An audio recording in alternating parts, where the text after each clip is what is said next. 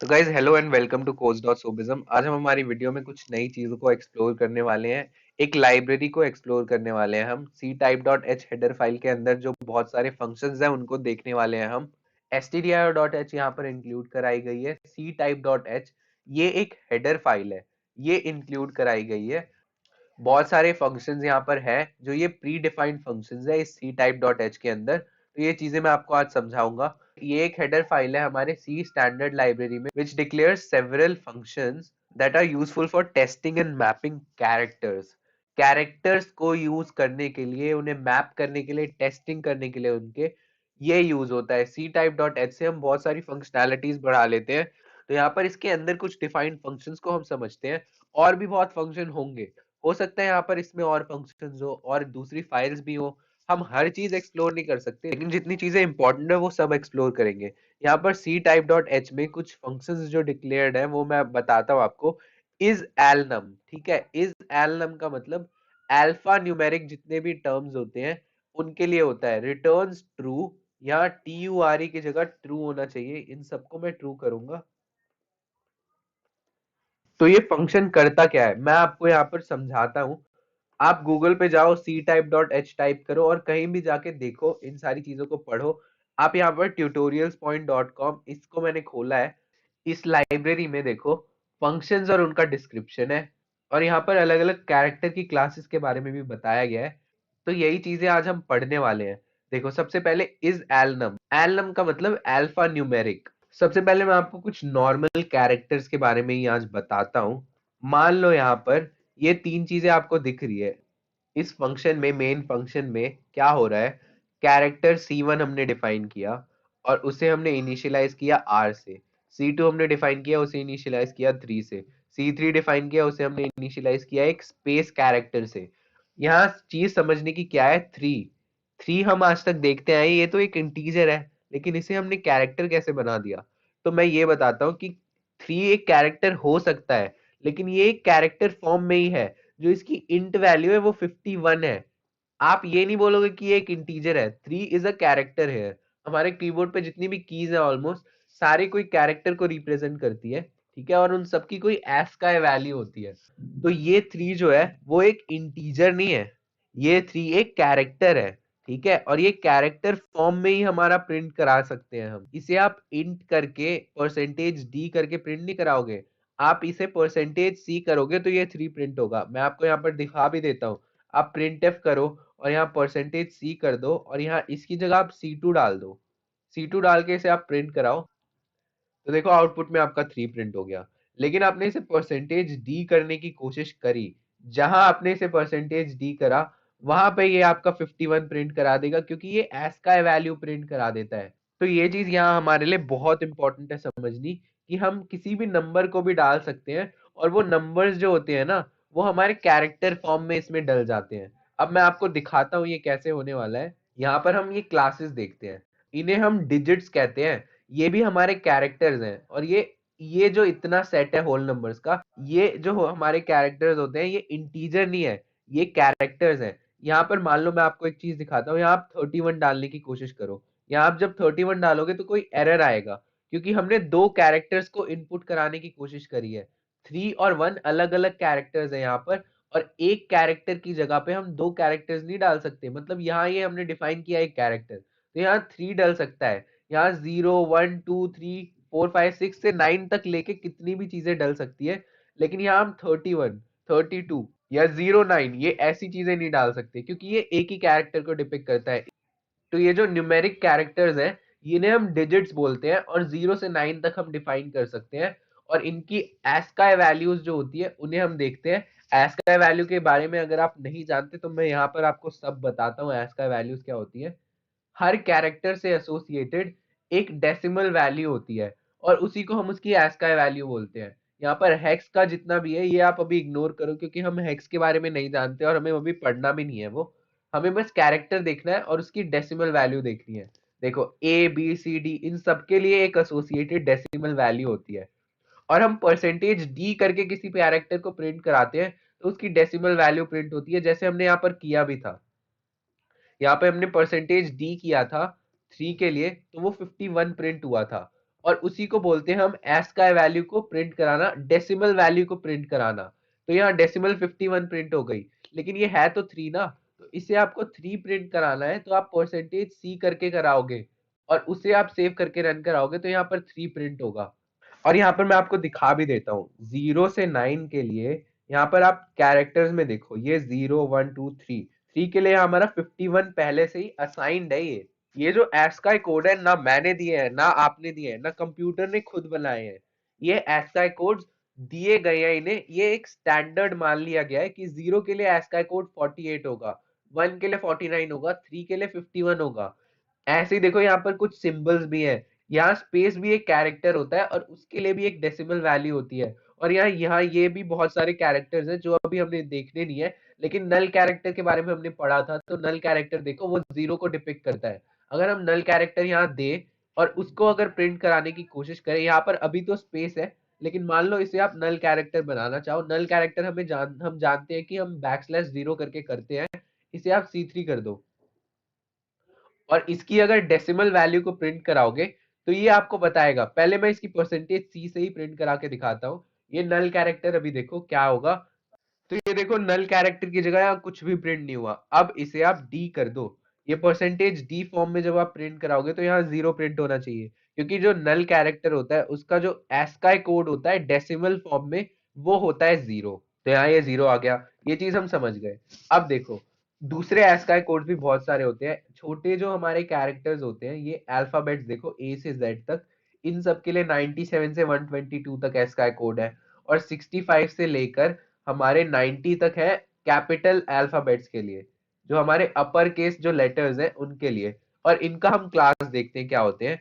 Hexadecimal digits हमें नहीं जानने। लोअर केस लेटर्स देखो, ए से लेकर जेड छोटे वाले ये होते हैं lower case letters, upper case letters होते हैं जो हमारे बड़े वाले होते हैं। फिर लेटर्स क्या होता है, वो सेट होता है दोनों को मिला के, उसे हम लेटर्स बोलते हैं। अल्फा न्यूमेरिक कैरेक्टर्स देखो, इनमें क्या होता है, डिजिट्स, लोअर केस लेटर और अपर केस लेटर। तो अल्फा जो न्यूमेरिक कैरेक्टर्स होते हैं वो तीनों होते हैं, ये भी होते हैं लोअर केस, अपर केस और हमारे डिजिट्स। तो ये तीनों मिला के हमारे हो गए अल्फा न्यूमेरिक, इसीलिए हम अल्फाबेट और न्यूमेरिक को मिला देते हैं तो अल्फा न्यूमेरिक हो जाता है। फिर ये पंक्चुएशन कैरेक्टर्स देखो, ये जो हमारे सिंबल्स होते हैं ये सब भी कैरेक्टर्स हैं और इनके लिए भी ASCII कोड्स हैं। ये देखो इतने सारे सिंबल्स हैं और इनके अलग अलग ASCII कोड है। अगर आप कोई सिंबल कैरेक्टर यहाँ पर डिफाइन करो, यहाँ डिफाइन करके अगर आप प्रिंट कराने की कोशिश करो तो वो भी हो जाएगा। इसे मैं स्पेस कर देता हूँ, ये स्पेस था क्योंकि। अब ये पंक्चुएशन कैरेक्टर्स हो गए, ग्राफिकल कैरेक्टर्स, अल्फान्यूमेरिक और पंक्चुएशन कैरेक्टर्स का सेट होता है मिला के। और स्पेस भी एक कैरेक्टर होता है, और बहुत सारे और दूसरे भी होते हैं जो हमें अभी नहीं देखने, जो इंपॉर्टेंट थे मैंने सब बता दिया और उनके ASCII कोड्स का भी मतलब समझा दिया। तो परसेंटेज डी हम करेंगे तो वो ASCII कोड डेसिमल फॉर्म में प्रिंट होगा, परसेंटेज सी करेंगे तो वो कैरेक्टर फॉर्म में प्रिंट होगा। अब हम इस प्रोग्राम को समझ सकते हैं। तो आप ये चीज याद रखना कि यहाँ 3 लिखा है तो ये एक नंबर नहीं है, ये एक इंटीजर नहीं है, ये एक कैरेक्टर ही है जिसका ASCII कोड होगा 51 इंटीजर टाइप में।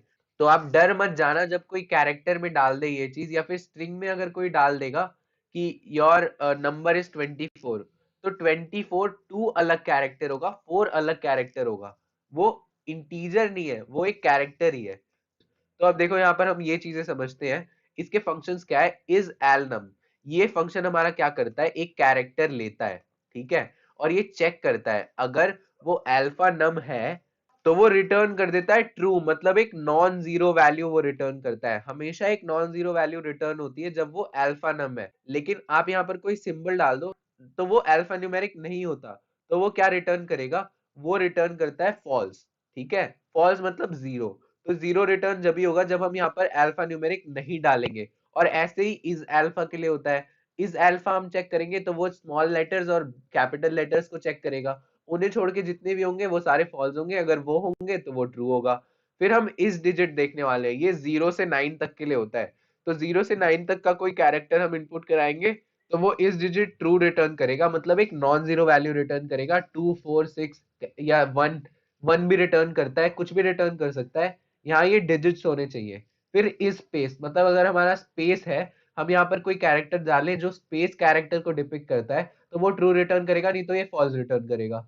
और इज लोअर मतलब लोअर कैरेक्टर के लिए होते हैं, और इज अपर ये अपर कैरेक्टर्स के लिए होते हैं। अगर लोअर कैरेक्टर हुआ तो ये ट्रू रिटर्न करेगा, और नहीं तो ये फॉल्स रिटर्न कर देगा। और ये अगर अपर कैरेक्टर हुआ तो ये ट्रू रिटर्न कर देगा, नहीं तो ये फॉल्स रिटर्न कर देगा। अब यहाँ पर नीचे दो और फंक्शंस हैं जो हमारे अलग फंक्शंस है। ये टू अपर है। टू अपर में कोई हम कैरेक्टर डालेंगे, अगर ये लोअर केस कैरेक्टर हुआ तो ये अपर में चेंज हो जाएगा, और टू लोअर है, अगर ये अपर केस हुआ तो ये लोअर में कन्वर्ट हो जाएगा। ये फंक्शंस अपने आप को खुद बताते हैं। इज अल्फा नम मतलब ये चेक करो कि ये अल्फा नम है या नहीं। टू अपर मतलब आप चेंज कर दो अपर में लोअर से। अब देखो, अब हम मेन फंक्शन में समझते हैं। हमने तीन कैरेक्टर्स बनाए, ठीक है। इस चीज को आप हटाओ। अभी अभी मैं आपको ये फॉर लूप बताता हूँ। आप ये देखो, हमने कैरेक्टर्स तो ये देख ही लिए है, वैसे इनके बारे में पढ़ भी लिया है बहुत अच्छे से। आप फॉर लूप देखो, मैं क्या बोल रहा हूँ। आई 97 से लेकर 122 तक जा रहा है ये फॉर लूप में, मतलब ये इतनी बार चलेगा। तो यार ये इतनी बार चल के क्या बोलेगा, हर बार प्रिंट कराओ आई की वैल्यू। ये आप इस चीज को अभी हटाओ, ठीक है। इस चीज को हटा के आप प्रिंट करा रहे हो परसेंटेज सी फॉर्म में। तो ये जो नंबर्स है हमारे परसेंटेज सी फॉर्म में क्या प्रिंट होंगे, तो इनके ASCII कोड्स प्रिंट हो जाएंगे। अब देखो यहाँ पर, यहाँ 97 से लेकर 122 तक था, तो हमने डेसिमल वैल्यूज दी है और परसेंटेज सी फॉर्म में प्रिंट करा रहे हैं, तो वो ABCD आना चाहिए। अब मैं इसे रन करा कर भी आपको दिखाता हूँ। ये रन होगा तो ये बोलेगा ABCD, ये प्रिंट कर देगा Z तक, और ये खत्म भी हो जाएगा। तो ये ऐसे हो गया। अभी तक हम देखते आए हैं टाइप कास्टिंग, ये कैर में करते थे हम, तब जाके होता था। लेकिन यहाँ बिन कैर करे भी हो जाता है जब हम ASCII कोड्स वाला खेल खेल रहे होते हैं ना। तो ये हमें टाइप कास्टिंग करने की जरूरत नहीं होती, बिन टाइप कास्टिंग के हो जाता है। यहाँ परसेंटेज डी करोगे तो ये ऑब्वियसली 97 से 122 तक प्रिंट कर देगा। लेकिन आपने परसेंटेज सी कर दिया, यहाँ कैर नहीं भी लगाया और आई दे दिया, तो आई की वैल्यू जब 97 थी, तो वो परसेंटेज सी जब रीड करने जाएगा तो ये बोलेगा 97 का जो ASCII कोड है कैरेक्टर फॉर्म में, वो मुझे दे दो। और ये कैरेक्टर फॉर्म में दे देगा ए, और ये ए प्रिंट हो जाएगा, और ऐसे ही यहाँ जेड तक वैल्यूज प्रिंट हो जाएंगी। और यही ASCII कोड्स का सिग्निफिकेंस होता है। हम ASCII कोड्स को यूज करके परसेंटेज सी और परसेंटेज डी फॉर्म देख सकते हैं। अब ये हो गया, मान लो इसको आप कमेंट कर दो। अब नीचे की चीजें हम देखते हैं। अब ये आप नीचे ले आओ। अभी यहाँ पर हमने एक और कैरेक्टर दिखाया है। ये कैरेक्टर मैंने इसलिए दिखाया है, मैं आपको दिखाना चाहता हूँ प्लस पंक्चुएशन कैरेक्टर होता है। और ये भी हम अगर प्रिंट कराएंगे परसेंटेज डी फॉर्म में, तो इसका भी एक फॉर्म प्रिंट हो जाएगा जो डेसिमल फॉर्म है। यहाँ पर प्लस ढूंढो आप, यहाँ देखो ये 43 है। और यहाँ पर अगर आप इसे प्रिंट कराओगे तो 43 ही प्रिंट होगा आपका। यहाँ 43 प्रिंट हो जाएगा। आप परसेंटेज सी करोगे तो प्लस प्रिंट हो जाएगा। यहाँ प्लस आ गया। अब इस चीज को भी आप हटा दो। इन तीन कैरेक्टर्स से मैं ये सारे जितने भी फंक्शंस है ये सब आपको समझाने वाला हूँ। तो मान लो हम पहली लेयर देखते हैं। यहाँ क्या है, तीन हमारे फंक्शंस है। प्रिंटफ फंक्शन हमने बुलाया, बोला percentage D percentage D percentage D. इस डिजिट हमने किया और बोला उसे C1 दे दिया, तो ये C1 यहाँ पे जाएगा और ये चेक करेगा ये फंक्शन। अगर ये डिजिट है तो ये रिटर्न कर देगा 1 या फिर कोई भी नॉन जीरो वैल्यू। और अगर ये डिजिट नहीं है तो ये 0 रिटर्न कर देगा। तो परसेंटेज डी की जगह यहाँ पे ऑब्वियसली 0 आएगा, क्योंकि यहाँ आर है और आर एक डिजिट नहीं होता। अब ये इस डिजिट चेक करेगा C2 के लिए, तो C2 के लिए ये ट्रू हो जाएगा। तो यहाँ पे 1 2 4 कुछ भी आ सकता है। अब यहाँ C3 देखो, C3 में C3 एक स्पेस कैरेक्टर है, तो ये भी डिजिट नहीं है, तो यहाँ पर भी फॉल्स आना चाहिए। तो हम पहली लेयर प्रिंट करा कर देखते हैं। इसे आप रन कराओ तो यहाँ पर तीन वैल्यूज आ जाएंगी 0 1 0। तो यहाँ पर दूसरा ट्रू है और पहला और तीसरा फॉल्स है। अब नीचे आते हैं हम। अब हम इज एल नम को देखेंगे। इज एल नम फंक्शन क्या करता है हमें पता है। हमने बैकस्लैश एन यूज कर दिया ताकि नई लाइन में हमारे जितने भी आउटपुट्स आए अब आए। तो यहाँ इज एल नम के लिए क्या होगा, C1 क्या होगा, ट्रू होगा। C2 क्या होगा, वो भी ट्रू होगा। C3 हमारा फॉल्स होगा क्योंकि वो एक स्पेस कैरेक्टर है। अब इसे आप रन कराओ तो यहाँ पर आ गया। पहली लाइन हमारी 0 1 0 हमें पहले से पता है। दूसरी लाइन में आ गया 2 4 0, मतलब पहला नॉन जीरो, दूसरा नॉन जीरो, तीसरा जीरो, मतलब पहला ट्रू, दूसरा ट्रू और तीसरा फॉल्स। तो इस एलनम का भी मतलब आप समझ गए और उसका यूज समझ गए। अब हम आगे देखते हैं। अब यहाँ पर इज अल्फा है, तो अल्फा के लिए तो यहाँ पर बस आर होगा, तो यहाँ पर पहला ही ट्रू आएगा। अब इसे आप सेव करके रन कराओ तो आप यहाँ पर देखोगे जो थर्ड लाइन है वहां पे जो हमारा पहला है बस वही ट्रू आया है, और सारे हमारे फॉल्स है, 0 0 है। अब इसे आप आगे रन कराओ। आगे हमारा क्या है, इस स्पेस है। इस स्पेस को मैं आपको समझाने वाला हूँ। इस स्पेस को हम ऐसे देखेंगे, यहाँ इस स्पेस के लिए हमारा बस थर्ड वाला जो है वही ट्रू आना चाहिए और दोनों फॉल्स आने चाहिए। तो आप इसे सेव करके रन कराओ तो देखो जो हमारा लास्ट वाला है स्पेस वाला वो ट्रू आ गया और दोनों हमारे फॉल्स आ गए। अब हम इज लोअर और टू अपर को देखने वाले हैं और आप किसी भी कैरेक्टर पे ये रन करा कर देख सकते हो। आप छोटा कैरेक्टर डाल दो और उसे टू अपर कर दो तो वो अपर रिटर्न कर देगा। और अपर जब ये रिटर्न करता है, ये रिटर्न पता है क्या करता है, ये एक कैरेक्टर रिटर्न करता है, तो यहाँ परसेंटेज डी यूज नहीं किया जा सकता। ये एक डेसिमल वैल्यू रिटर्न कर रहा है तो यहाँ परसेंटेज डी आप यूज कर लो। आप इसे अनकॉमेंट करके देखो, आप प्रिंट कराकर हम देखते हैं। C1 पे ये काम होने वाला है। C1 हमें पता है क्या है, आर है। आर के लिए हम यहाँ क्या करने वाले हैं, पहले इज लोअर चेक करने वाले हैं और हमें पता है वो इज लोअर है तो वो ट्रू होगा। और ट्रू है तो आप टू अपर कर दो, टू अपर करके परसेंटेज सी कराए तो वो आपका आर बड़ा वाला प्रिंट हो जाना चाहिए। तो लास्ट लाइन में देखो इज लोअर के लिए ट्रू हो गया तो यहाँ पर इसने ट्रू रिटर्न कर दिया। और टू अपर हम प्रिंट करा रहे हैं तो यहाँ आर रिटर्न हो जाएगा जो आपके कैपिटल फॉर्म में है। तो अपर करके इसने आर को प्रिंट करा दिया। ऐसे ही आप इन फंक्शंस का किसी भी फॉर्म में यूज कर सकते हो और ये चीजें बतानी इंपॉर्टेंट थी मेरे लिए और ये भी आपको समझाना था कि 0 1 2 3 4 और ये स्पेस और यहाँ पर जितने भी ये इतने सारे सिंबल्स ये सब हमारे कैरेक्टर्स बन सकते हैं और उनके लिए एक ASCII कोड डेसिमल फॉर्म में भी होता है। और सी टाइप लाइब्रेरी के बारे में भी आपको बताना था। तो गाइज आई होप आपको ये सारी चीजें समझ आई हो अच्छे से और आप इसको रिवाइज करते रहना और खुद टाइप करके ये सारी चीजें रन करा कर देखो तो आपको और अच्छे से समझ आएगा। और आपको समझ आ रही है ये चीजें तो आप लाइक करो, सब्सक्राइब करो और शेयर करो यार लोगों के साथ ताकि मैं और वीडियोस बना पाऊँ। तो गाइज इस वीडियो के लिए इतना ही and I will see you in the next video.